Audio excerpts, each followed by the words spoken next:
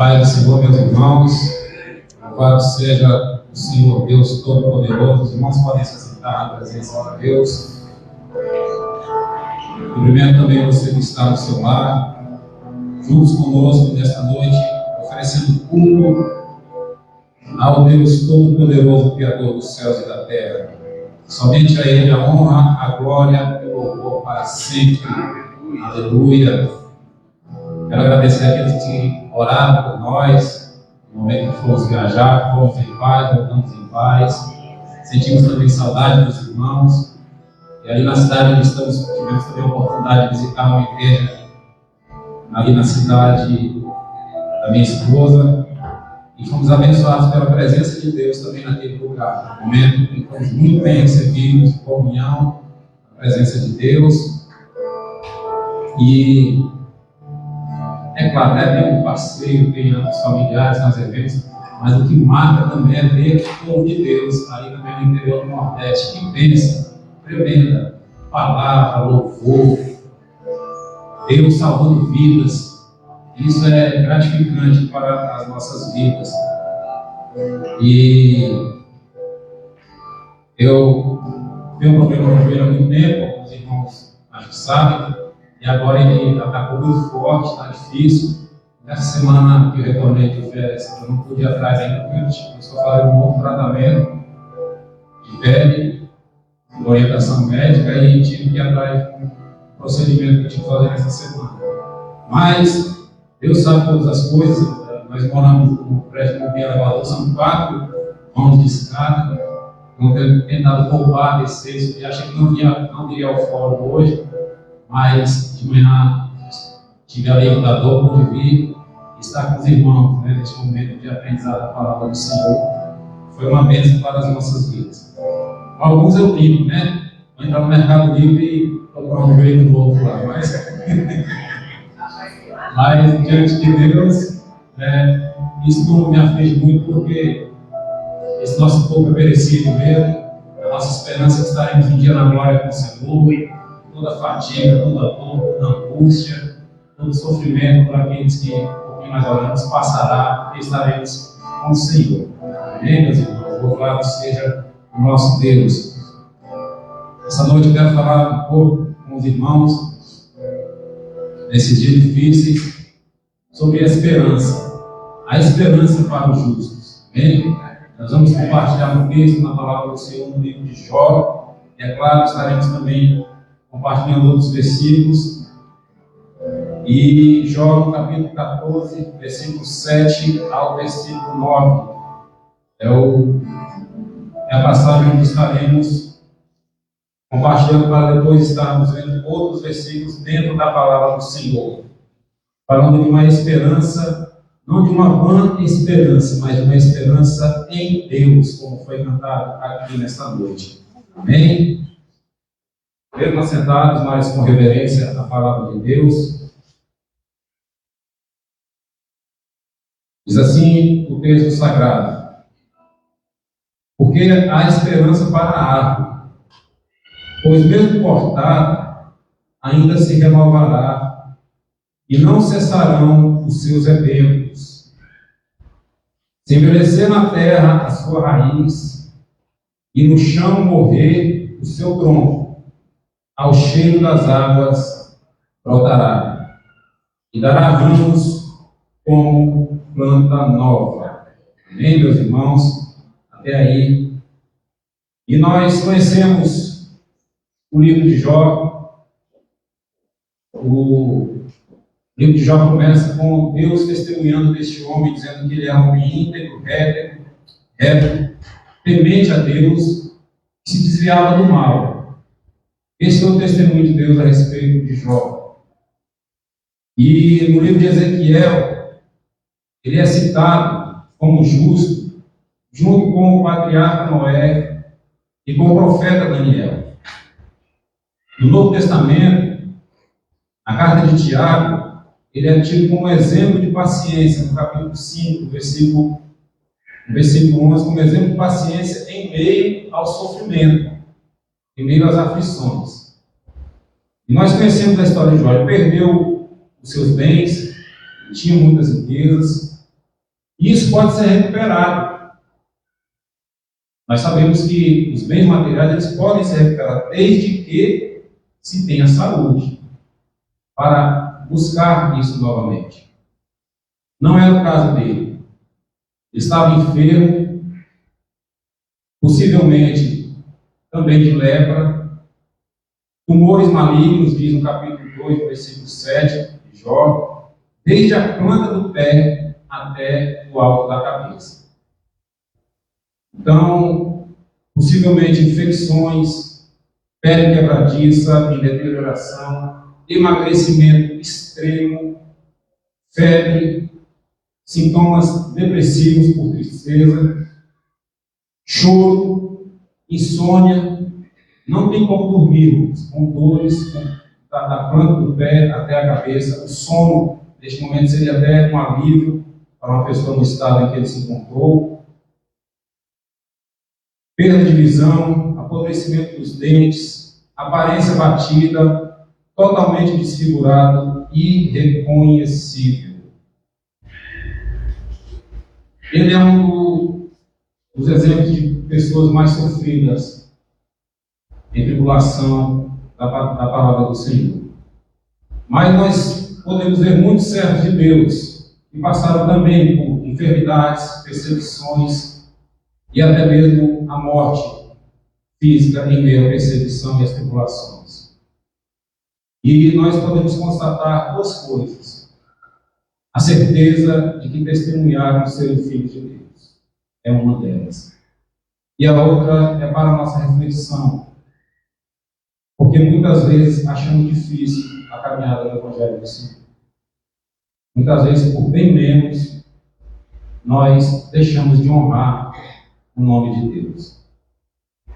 Além dos bens da saúde, ele também perdeu, de uma vez só, 10 filhos. Eu não consigo imaginar. Eu tenho 4 filhos. Tem pessoas que têm um filho só e perdem um filho único. Conheço pessoas de convívio que já perderam 3 filhos e ainda estão vivas. Não dá para a gente medir a dor de um pai e uma mãe que perde um filho. Ainda mais 10 filhos. Imagina o que passa entre a vida de uma pessoa dessa. Porque tantas coisas podem passar. Porque eu não estive mais com o filho? Porque não acompanhei mais de perto? Porque não disse que amava? São muitas indagações que podem surgir. E entre esses 7 filhos e 3 filhas, com certeza tinha algum que se identificava mais com ele, com a sua esposa, que também sofreu muito. Também teve a perda dos 10 filhos, a perda dos bens, junto com o esposo. E até, assim, no meio, né, de muitos que não conhecem a Deus, que não conhecem a história de Jó, questionamento sobre a esposa, por que ela falou aquilo? Porque na tradução, na maioria das traduções, diz que ela falou para amaldiçoa Deus e morre.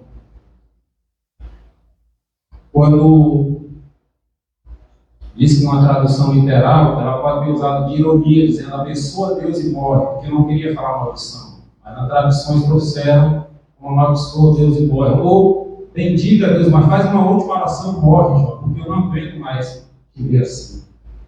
Ela também estava sofrendo. Ela também perdeu 10 filhos.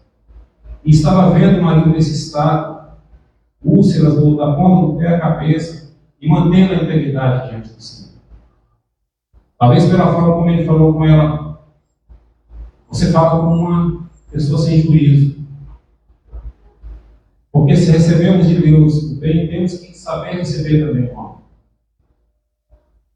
E a afronta que Satanás fez ao se apresentar diante do Senhor, ela vai muito de encontro com o entendimento das pessoas da época de Jó. Porque ele disse para Deus: Tira tudo e verás se ele não blasfema de ti na tua face. Porque era essa a ideia que tinha. Uma pessoa só serve a Deus porque ele recompensa a obediência e pune a desobediência. Esse era o pensamento dos tempos de Jó. Como ainda, infelizmente, muitos ainda pensam assim, que alguém só pode servir a Deus com medo de ser castigado. Comparando a justiça de Deus com a justiça do mundo, não há comparação entre a justiça do Senhor e a justiça do mundo. E os amigos de Jó usaram esse argumento do diálogo que tiveram com ele, aí no capítulo 3 ao versículo 11. Com certeza, você deve estar em pecado. Você deve ter feito algo. Porque esse era o entendimento.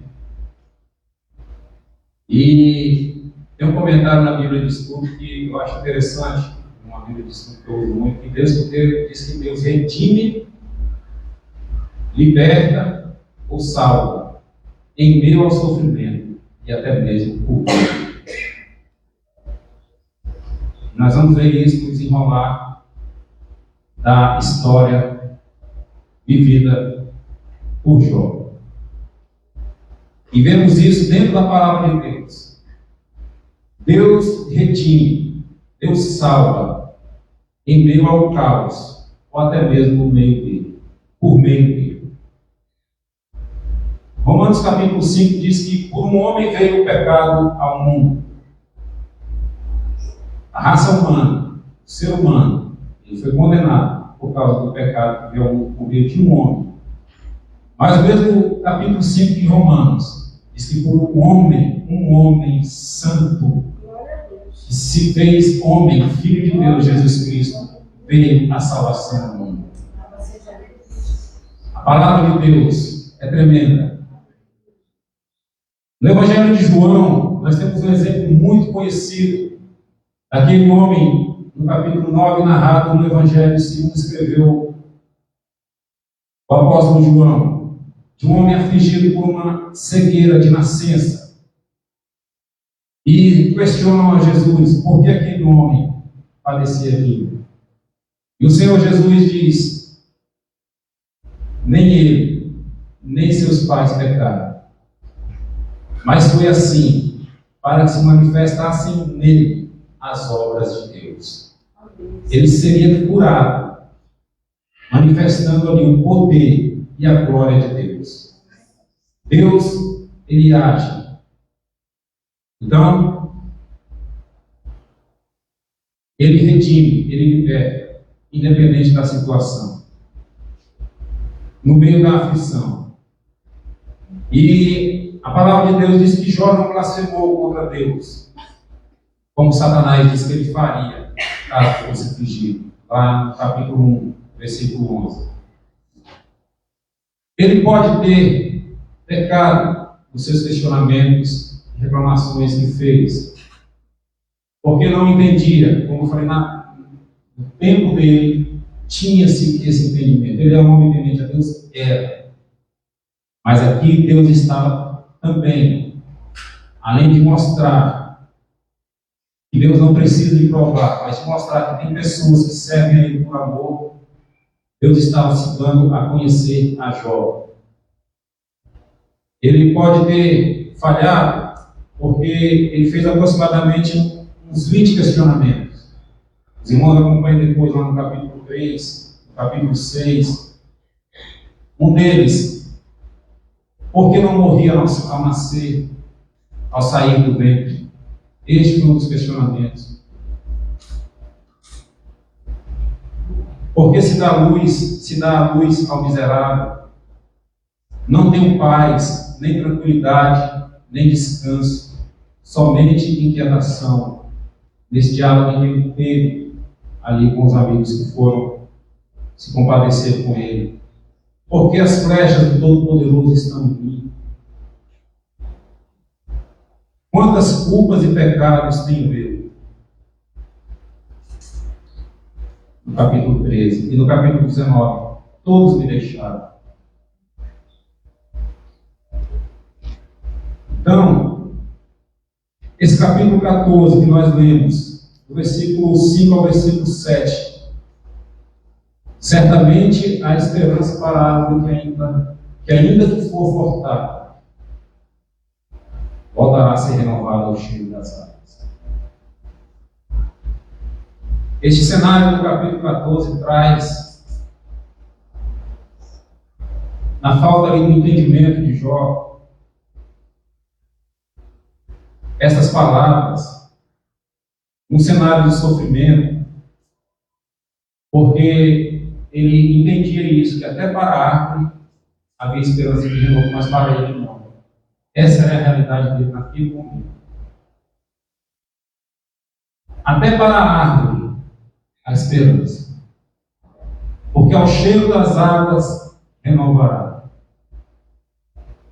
Mas ali ele, no estado em que se encontrava, com os amigos que vieram se compadecer dele e não o entenderam. Ele disse que haveria esperança até mesmo para a árvore, no momento de angústia. Ele disse isso. E eu gosto muito, a Bíblia fala muito em árvores. Eu gosto muito desse tema árvore na Bíblia. Começa lá na criação com a árvore do conhecimento do bem e do mal. O Apocalipse diz que nós teremos acesso à árvore da vida. E o Salmo 1, bem logo depois do livro de Jó, diz que é bem-aventurado o homem que teme ao Senhor, que anda nos seus caminhos. Ele será como árvore. Ele será como árvore plantada junto a ribeiros de água, a qual dá o seu fruto na estação própria. E diz ainda que os ímpios não são assim, que são como a moinha, são fragmentos que o vento espalha. E os ímpios citados nesse versículo é aquele cuja a prosperidade está somente nas coisas deste mundo. É passageiro, a prosperidade do ímpio. Ele é como a palha que o vento leva, e no dia do julgamento estarão perdidos, não saberão o que fazer, porque não conhecem Deus, e a sua esperança está neste mundo somente. É deste ímpio que fala o Salmo. E outro comentário que eu achei muito interessante na Bíblia de Estudo, que nos alerta para essa situação, meus irmãos. É claro, não dá para se comparar o que passou Jó. O que você passa, o que cada um de nós passamos, só nós sabemos diante de Deus. Mas diz que batalhas de fé são pessoais. E cada um de nós, no momento de aflição, pode se sentir sozinho na vida. Terão momentos em que nem os nossos familiares, nem os nossos irmãos na fé, ainda que tenham boa intenção, não conseguirão nos ajudar. E isso não é porque, não quer dizer que estamos em pecado, que estamos em erro. Porque as aflições da vida, elas acontecem. E muitas vezes nós podemos, em meio a elas, glorificar ao nome do Senhor. Dar testemunho de filhos de Deus. Não murmurar, não blasfemar, mas buscar manter a integridade de filho de Deus e louvar o nome do Senhor. Porque, mesmo ainda não conhecendo ao Senhor plenamente, no capítulo 19, já diz algo maravilhoso, porque eu sei que o meu Redentor vive. Ele desperta para que a esperança dele esteja em Deus. E por fim se levantará sobre a terra. Deus é a nossa esperança. O Senhor é a nossa esperança. Há esperança para a igreja. Há esperança para os filhos de Deus. E muitas vezes nós vemos pessoas passar por momentos muito difíceis, família destruída, sem emprego, sem esperança, totalmente abandonadas, mas que se esperam no Senhor, renovarão as suas forças, como diz na palavra do Senhor, no livro do profeta Isaías. Renovarão as suas forças e subirão como aves. Há esperança. E depois que desses questionamentos de Jó, se tem alguns apenas, depois, para a nossa memória, nós podemos acompanhar lá no livro de Jó. São muitos questionamentos que ele faz. Eu não estava entendendo também. É difícil, meus irmãos. É muito difícil. Eu não sei para os irmãos, mas para mim é muito difícil entender quando eu estou com dor, quando eu estou sentindo algum mal-estar. Às vezes eu não consigo entender o que a pessoa está falando direito.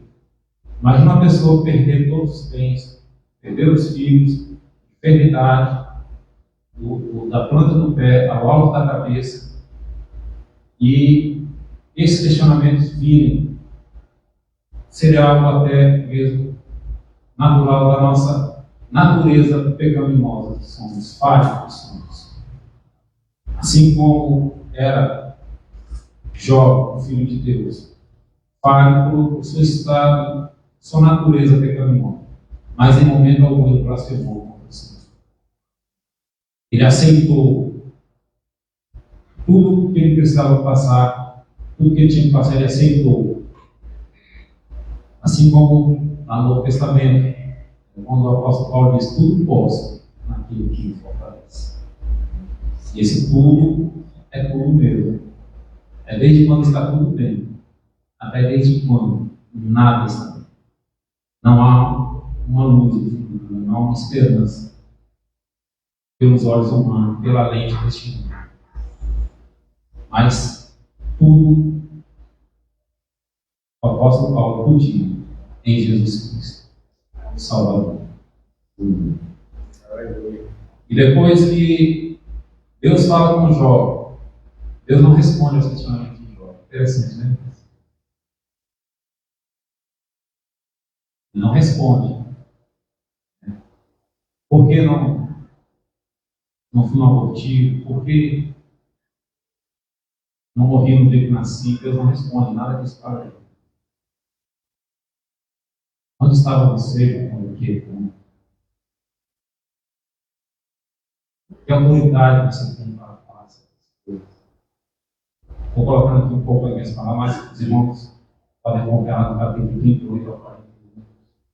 E Jó ali entende e reconhece a soberania de Deus.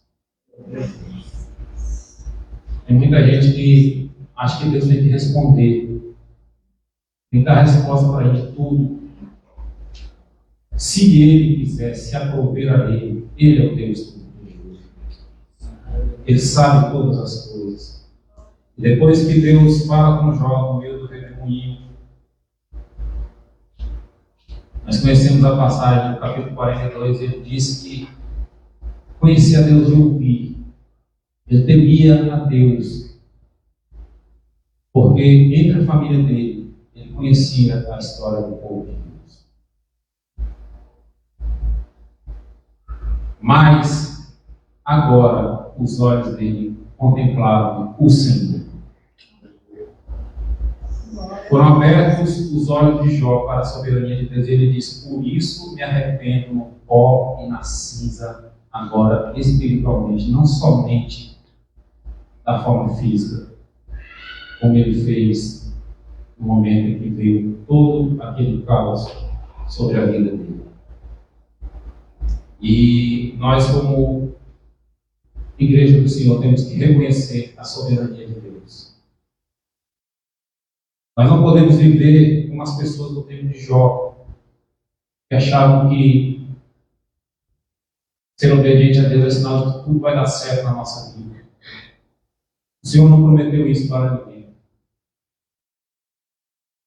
E com esperança apenas nessa vida, como nos tempos de Jó, tem muitos, não só no mundo, mas dentro da igreja, estão com esperança somente nessa vida. Estão lutando pelas coisas deste mundo. Não estão seguindo a orientação do Senhor Jesus. Buscar em primeiro lugar, o reino e a justiça de Deus. E realmente, os dias são maus. Foram hoje, ali por causa do tempo, a pastora não teve a oportunidade de explanar mais amplamente, mas os dias são maus. Ideologias contra o ensino da palavra de Deus. Ideologias contra a igreja e contra as famílias. Os dias são maus. Realmente são maus. E não há expectativa, irmãos, na ótica humana, de que haja um melhor. Mas a igreja do Senhor, que contempla o agir do Espírito Santo de Deus, pode falar como Jó, que agora os olhos deles, naquele momento, viram o Senhor. Pelo poder do Espírito Santo de Deus, nós podemos contemplar o agir de Deus na terra e sobre a igreja, até a volta do Senhor Jesus. E a igreja, ela não tem somente uma esperança, ela tem uma viva esperança. Eu quero compartilhar com os irmãos a primeira carta de Pedro, capítulo 1, do versículo 3 ao 5, para nós já concluirmos esta reflexão esta noite. Aleluia.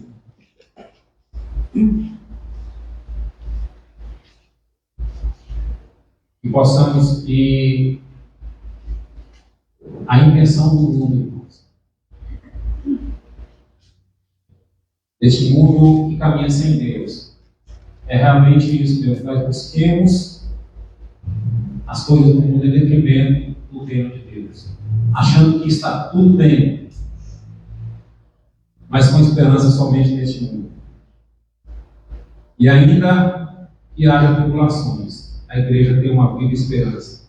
Diz a palavra do Senhor na primeira carta do apóstolo Pedro: bendito seja Deus e Pai de nosso Senhor Jesus Cristo, e segundo a sua muita misericórdia, nos regenerou para uma viva esperança, mediante a ressurreição de Jesus Cristo dentre os mortos, para uma herança incorruptível, sem mácula, inalterável, reservada nos céus, para vós outros, que sois guardados pelo poder de Deus, mediante a fé, para a salvação preparada para revelar-se no último tempo em que estamos vivendo agora.